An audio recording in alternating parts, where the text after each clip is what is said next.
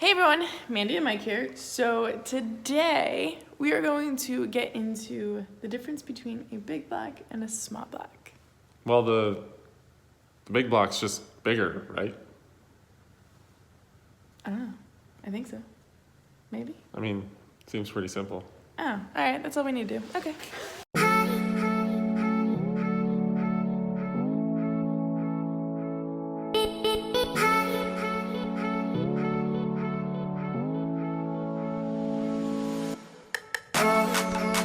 So today we're going to talk about engines and the differences between a big block and a small block.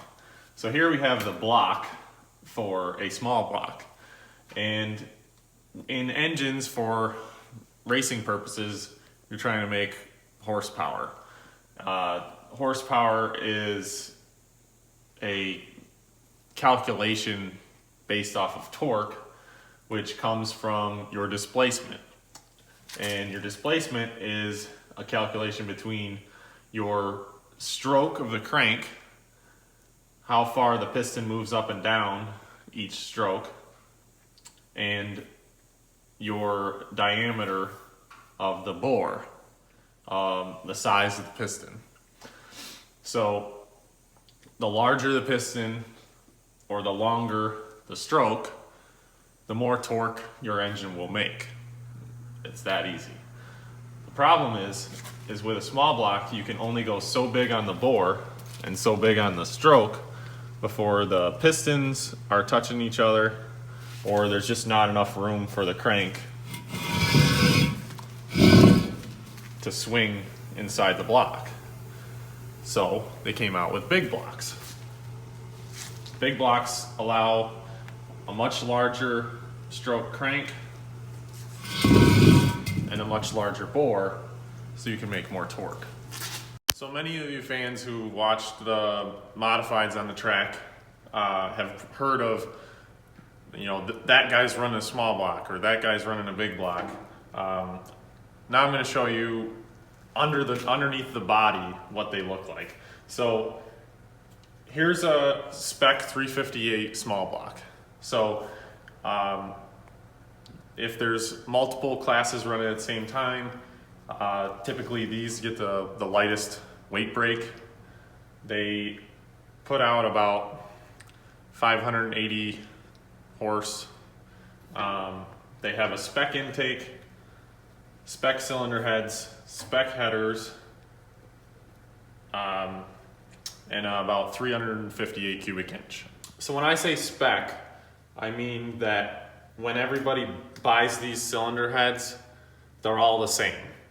They even say spec right on the casting. They say spec inside the exhaust ports and inside the intake ports, so that you can't port the heads.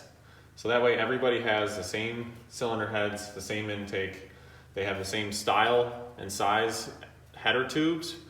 They all have a 650 carburetor. So everybody has similar horsepower, and the idea of that is there's only small things you can do to tune your engine to your own driving style, but most everybody has about the same amount of horsepower and torque.